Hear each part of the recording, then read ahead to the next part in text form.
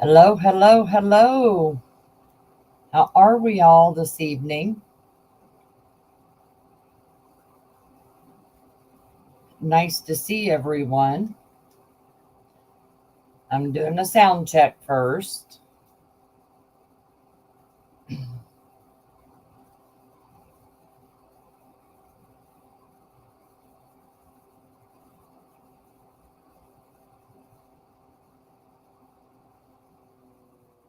I can go look.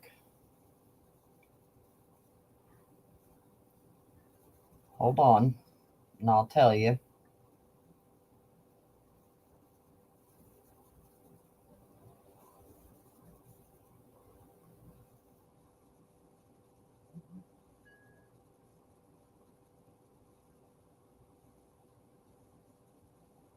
Yes, I did.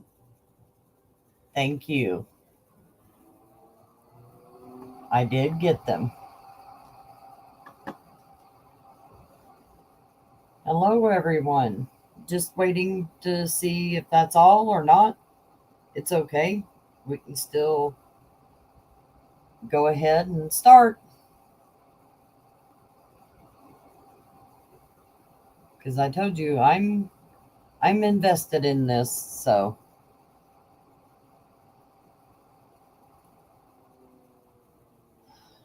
where do I want to start?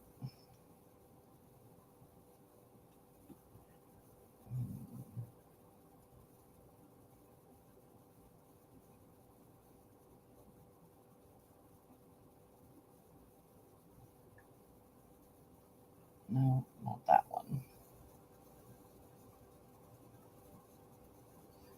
Okay.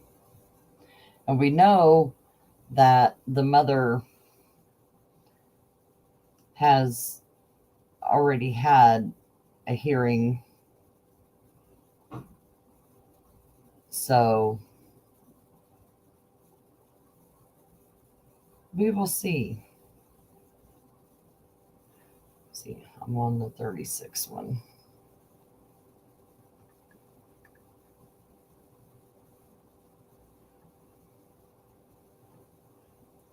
So I'm going to, this is real short.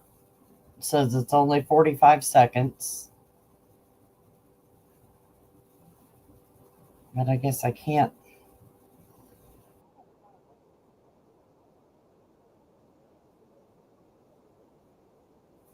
Can you hear it? I want to make sure you can hear it.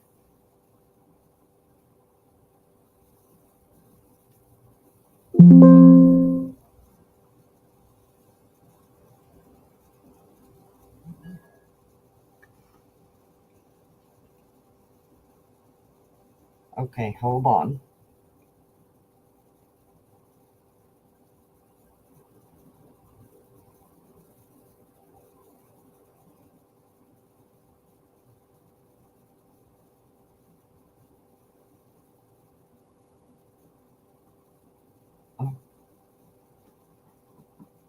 Was you able to hear what I started playing or not?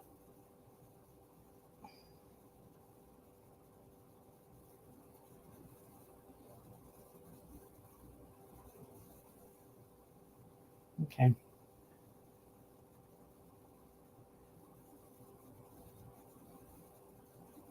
No, you weren't. Okay. Thank you.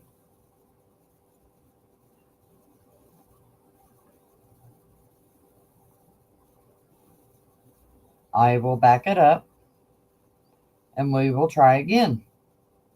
Begin in Breathitt County, where a grand jury has indicted 33-year-old Felicia Gross and her husband Joshua Gross in connection with the death of their 10-year-old son, Jayden. Felicia now faces upgraded charges, including murder instead of manslaughter, along with abuse of a corpse, false reporting, and tampering with evidence. Joshua Gross faces charges of complicity to commit murder, complicity to abuse a corpse, complicity with false reporting and tampering with evidence. State police say Felicia admitted to taking Jayden's body to the woods after he died, reportedly after she gave him sleeping medication. Investigators later found Jayden buried in a plastic tote on Canoe Road in Jackson. We began. So did you hear that? They upgraded the charges. Finally, I kind of, in the background, was praying that they would update the charges. Because what they charged her with in the beginning was just mind-boggling. And now she's been charged from the grand jury with murder. Thank you.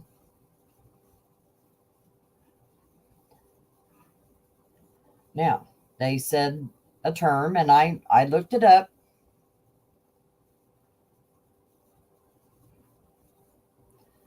Complicity to murder refers to the legal principle where an individual assists, encourages, or facilitates another person in committing murder, making them equally liable for the crime.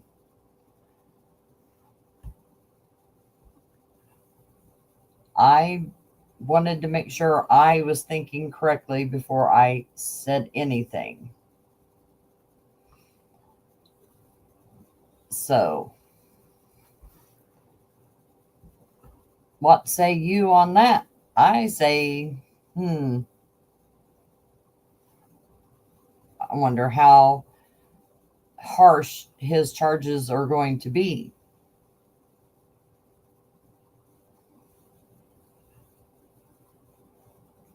I'm so happy to see you all. Thank you so much. Make sure you've hit that like.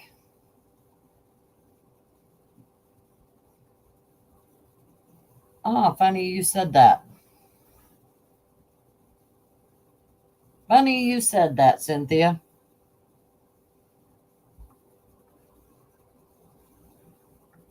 I was waiting for somebody to say something.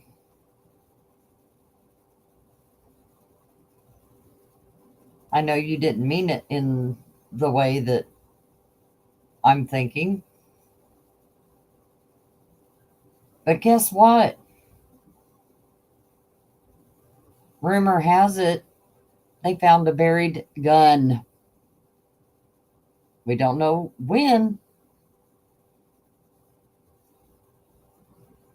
And they're, as far as I know and everything, there is no ME report yet. Yes, Fancy.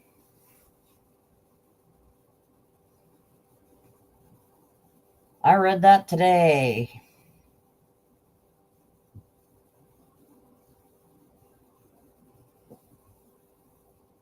I know that, Cynthia. I know.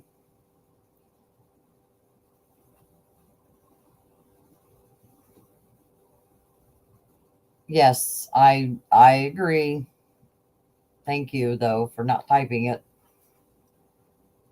Yes, people are sick. Yes. I'm not saying that she did it, or he did it. I'm not saying that anybody shot this child. We don't know yet. We're still waiting for proof of what really happened to little Jayden.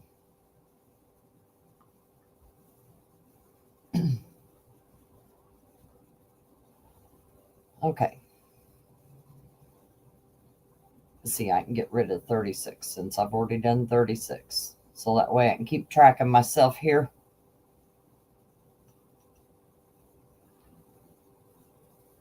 Oops. Oh, that's an old picture, Nancy.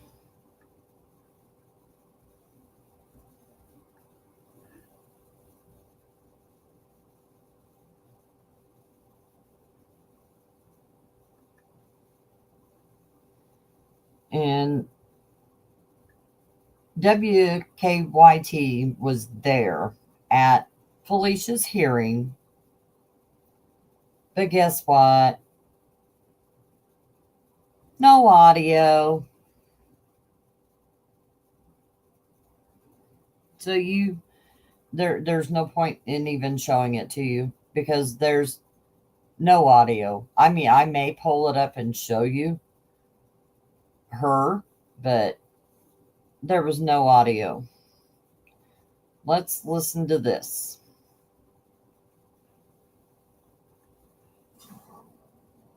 Filed in the death of a Breathitt County 10-year-old. Our crew just got that information from Felicia Gross's court hearing this morning.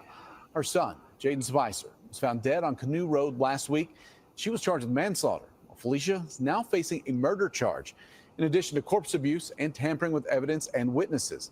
Her husband, Joshua Gross, is also now facing charges in the case. Destiny Quinn is in studio with new details from the morning's hearing. Destiny? Victor, the big developments from today's court proceedings. Felicia Gross is facing a murder charge, and her husband, Joshua Gross, is charged with complicity to murder. The couple's indictments follow a days-long search for the 10-year-old. Joshua Gross is charged with complicity to commit murder, complicity to falsely report an incident which generates an emergency response, tampering with physical evidence, abuse of a corpse, and 2 counts of complicity to tampering with a witness. Felicia's first count has been upgraded to murder. She was originally charged with manslaughter. She's also charged with tampering with physical evidence, abuse of a corpse, and 2 counts of tampering with a witness. Miranda King, the Commonwealth's attorney for Breathitt, Powell, and Wolfe counties, says today was the next phase of their promise to take care of Jayden. As a mom of 2 that are absolutely my life, even the idea of this event seems unfathomable. But here we are, in this unimaginable place. In Jayden's short life, he got less than he deserved. So we're going to do our best to give him everything we've got and make sure he gets what he deserves in our life. This is a developing story and one we will continue to follow and bring you the latest. Victor. So at least on there was some volume.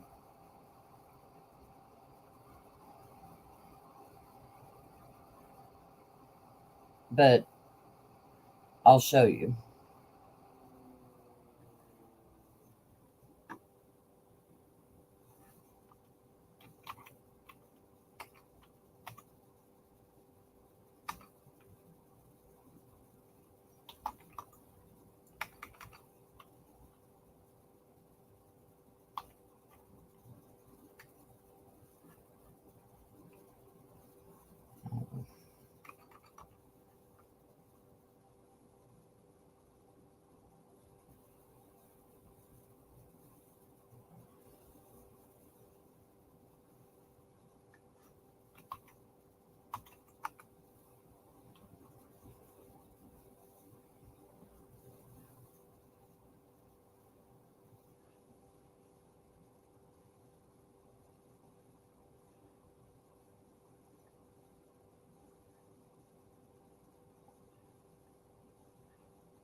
Here's their website. They tried it 1, 2, 3, 4 times. And I've looked at all 4. But this is all we got. It's quiet. Even when she spoke, there's no audio.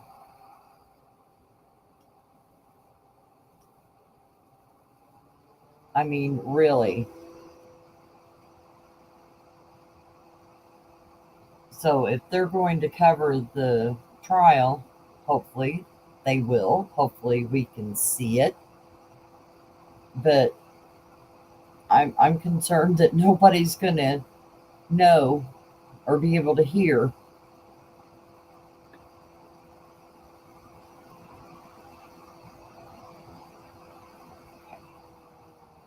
What was this one?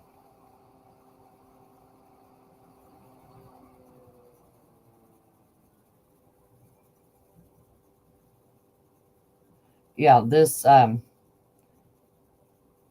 upgrade on her charges and the indictment was only revealed just minutes before Felicia's preliminary hearing was supposed to start.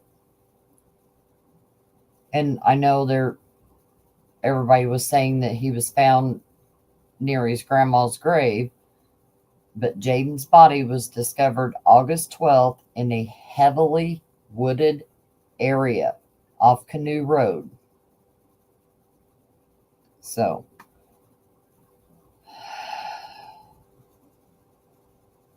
I don't know.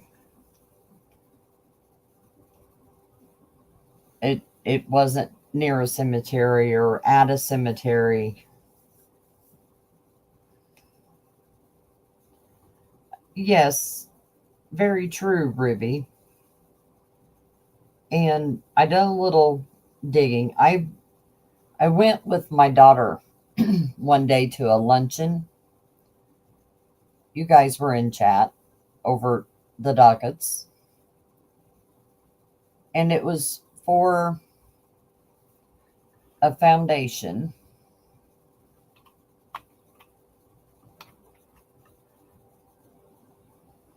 And they do a lot of good things. And they partner with CPS to assist with placement of foster children. Let me show you.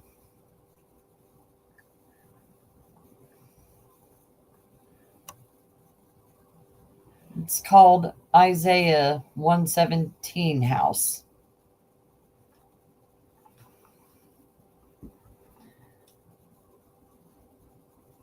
It's a house. It provides physical and emotional support in a safe and loving home for children awaiting placement. This founder of this, she had me in tears. But she could not believe what children,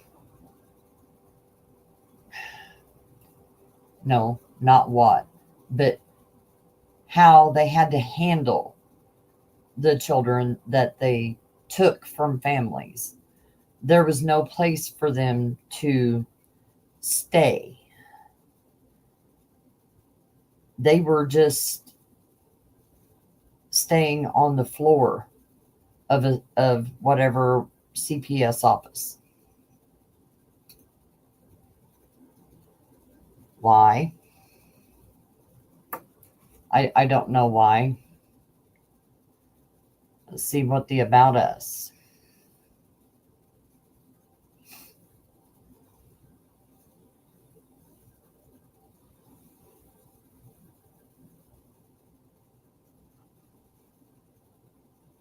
They've went through training to become foster parents. As part of our training, we attended a class at Washington County, Tennessee, Department of Children's Services, offices in Johnson City, Tennessee. During that class, we were informed that when children are removed from their homes, they often must come to the DCS office and wait for placement. As I looked around the cubicle-filled space, I couldn't imagine a scared child sitting in such a sterile, cold environment waiting to learn their fate. That is when I believe God put me on the heart, put on my heart, the Isaiah 117 house. Sorry. Fast forward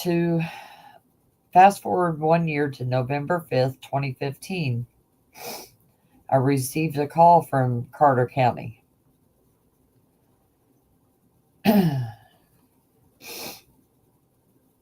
Oh gosh. Sorry. I'm sorry. I'm,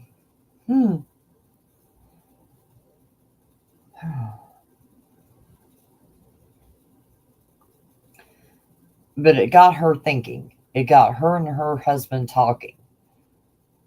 What can they do to help, to make it better, to make it safer for these children?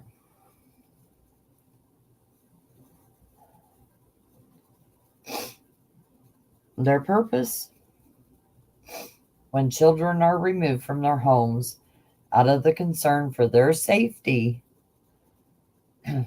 they are usually brought to a child welfare services office to await placement. This wait can be a few hours to several days. These children often have nothing with them and are scared, lonely, hungry, and in dirty clothing. Isaiah 117 provides a comforting home where these children instead can be brought in to wait, a place that is safe with friendly and loving volunteers who provide clean clothes, smiles, toys, and snuggly blankets. This space allows children to receive the comfort and care they need while child welfare staff can do the necessary paperwork and identify a good placement.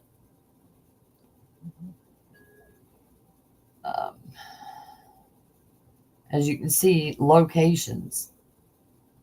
There's so many states that already have this.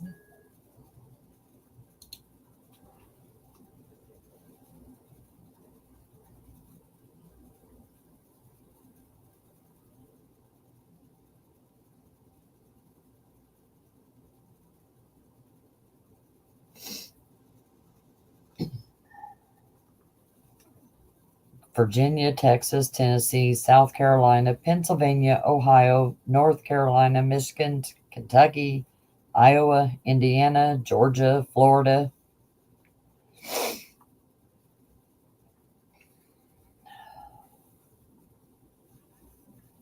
But see this house?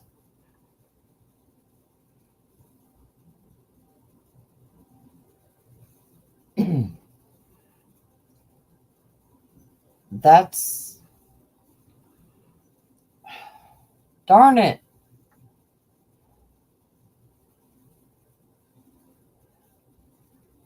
Were you not able to see what I was showing?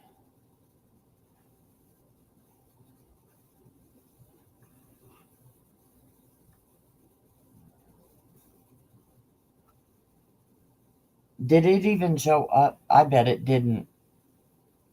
Hold on.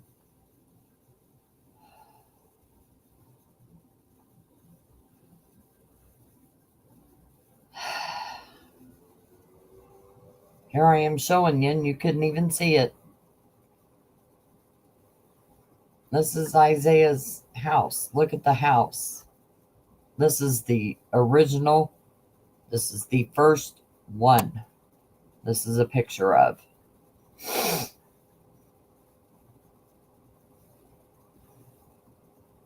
And they're changing the way foster care begins. Okay, you can see it now. Sorry about that. And this is what I had read, their story and what their purpose was. And here's a list of the locations.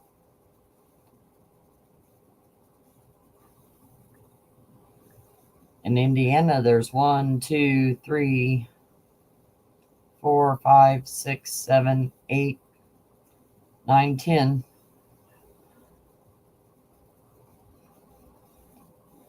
Now, I don't know if you click on them, if it shows you anything. No, you can't click on them.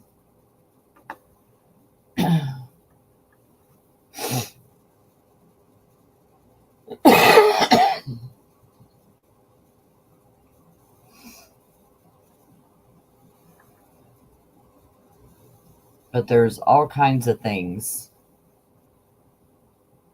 They even have their own, which is so neat.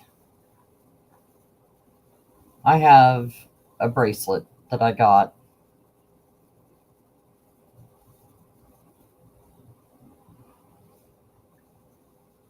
And she was even on with Mike Rowe.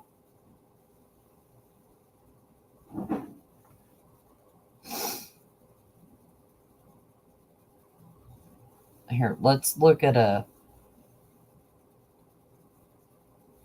No, I bet.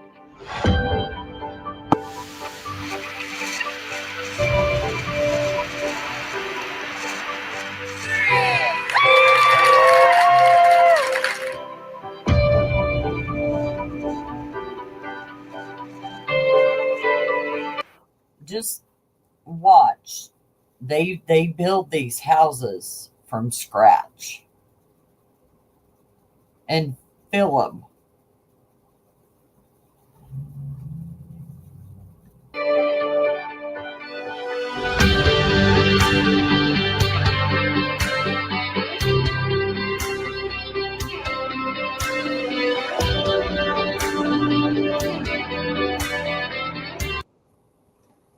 Sorry, I better turn that part off.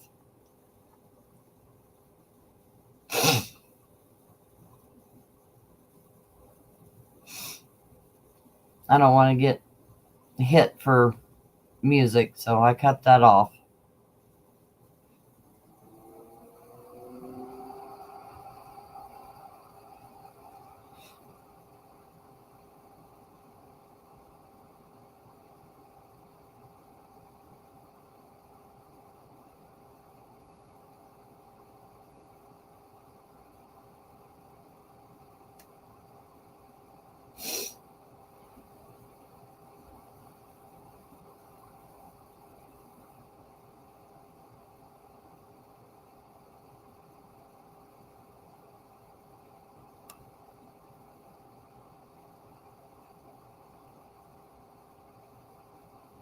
I don't know Gloria, other than she was arrested before.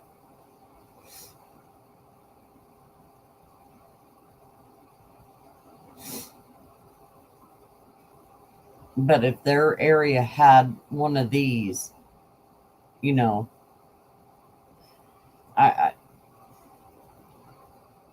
I know that's a different topic, but just to know that some of these children that they take out of the homes could potentially be a foster kid and come into that situation in one of these.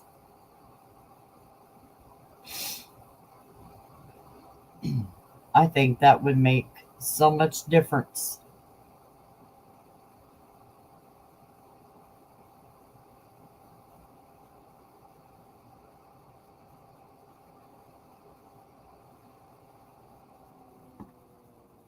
Yeah.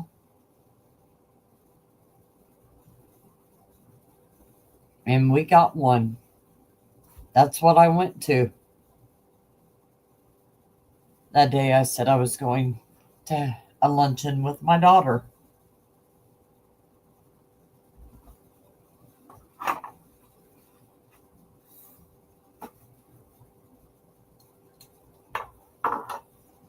So what do you guys think? Do you think we need more of those everywhere?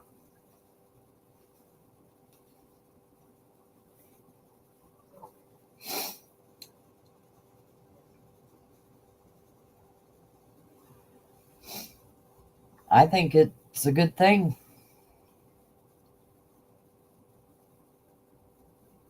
And what I learned at the luncheon was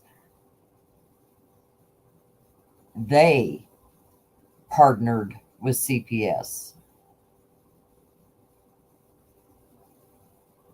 And when they do take a child or children from a home, and they're going to be for going into the foster system. In the counties and states that have one of these, they do not take them to the CPS office, DCS, whatever you want to call it. That worker for DCS, CPS, whatever, goes to the Isaiah 117 house, meets them there, and stays there with them, working while the child or children are being looked after, seeing, make sure they don't need anything medical or anything. And they all do it together from one location.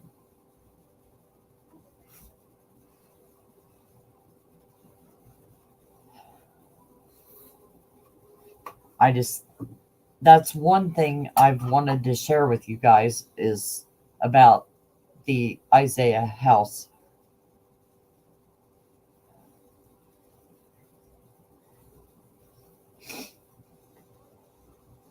Sorry. So glad everybody stuck around. Yes. I walked out of there in goosebumps.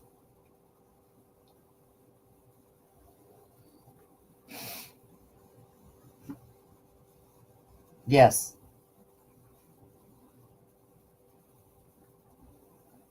You're welcome, Monty.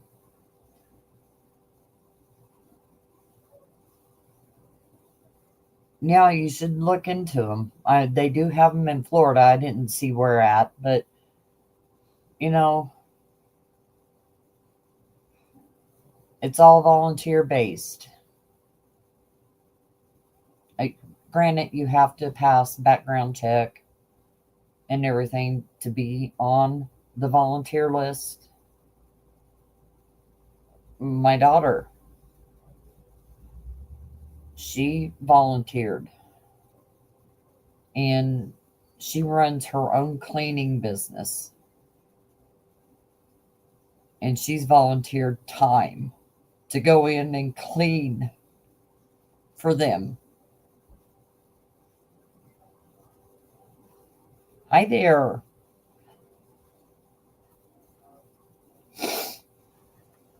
So what all have I missed? Because I have not been looking at chat.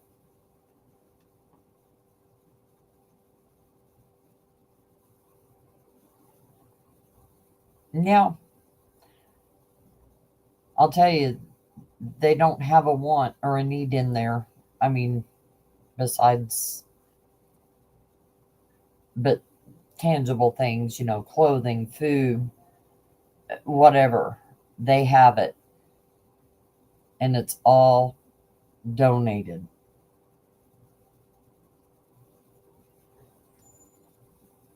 Yes.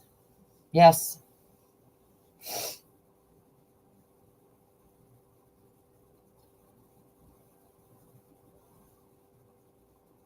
I didn't know if anybody was even still around. No, I know. I'm a very emotional person. You will find that out.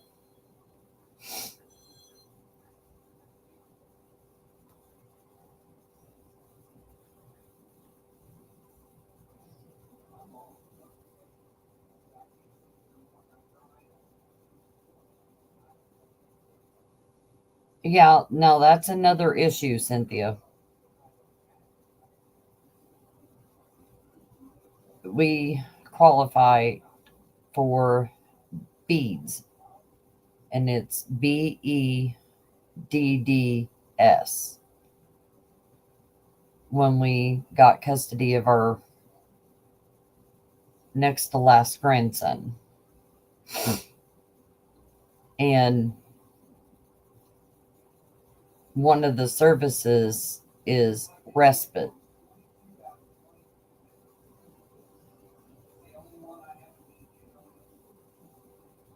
But there's nobody even within 30 miles of us to provide respite.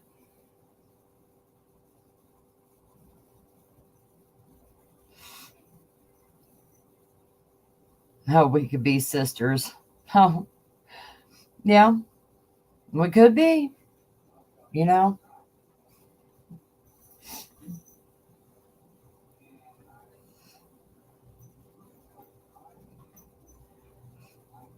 But I have other things in store for you guys. So hopefully everybody's got their notifications turned on. Hopefully. I know we're not, when I last looked, I still need 186 more subscribers to hit the 500 mark. And I still need 2,593 watch hours. But I need to make more videos in order to hit the watch hours because I don't have enough out there. So we're working on it. We're getting closer, inch by inch.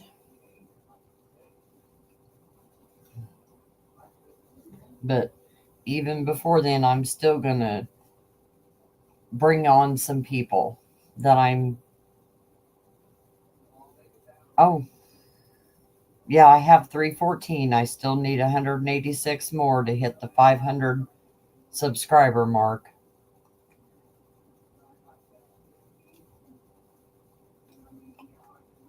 But yeah, I've got a couple of different things that I want to talk about. And I'll give you, I know Mandy would be just laughing, but I'll give you some homework. I need you all to come up with some questions that I can ask. And here's my email. I'm going to be talking to, hold on.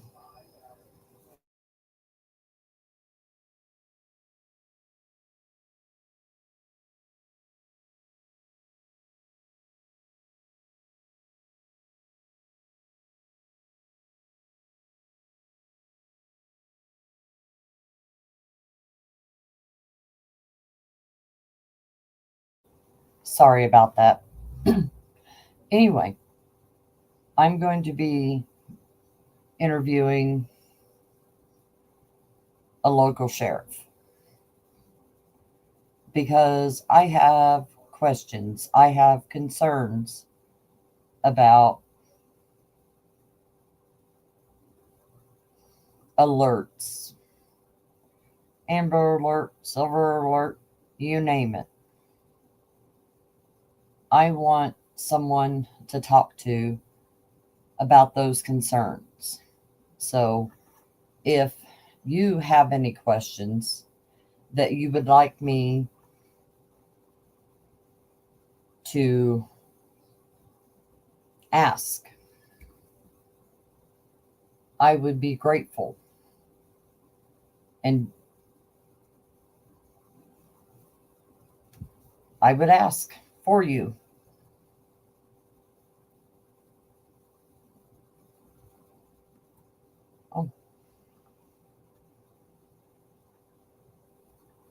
Oh, you do?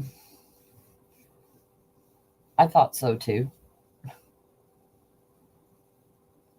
And then I've got another one I'm waiting to hear from. And it has to do with autistic kids. And these are just things I've not seen anybody else do.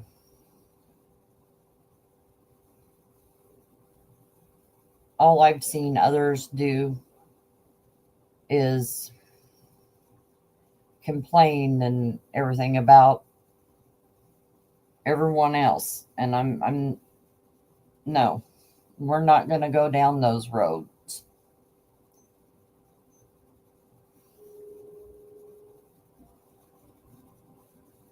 But if you have anything that you would like me to ask the sheriff, there's my email. Let me know, because I'm going to be contacting him, and I'm going to give him some base ideas of what I'm wanting to talk about, so he won't be blindsided. I'll just let y'all know that now. I don't want him to feel blindsided, but he's already agreed and he's excited.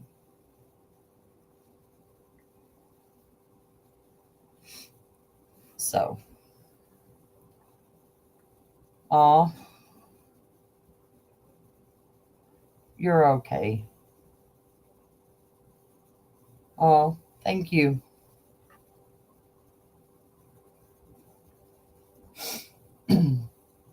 Yes, everybody is really smart in here. Yes, we are. And I appreciate that.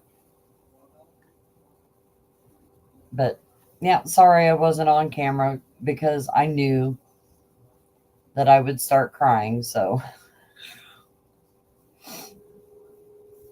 I just couldn't help it. Well, hello there. How are you? I don't want to keep everybody too long, because I have dinner waiting. My husband made pork cutlets and fried potatoes.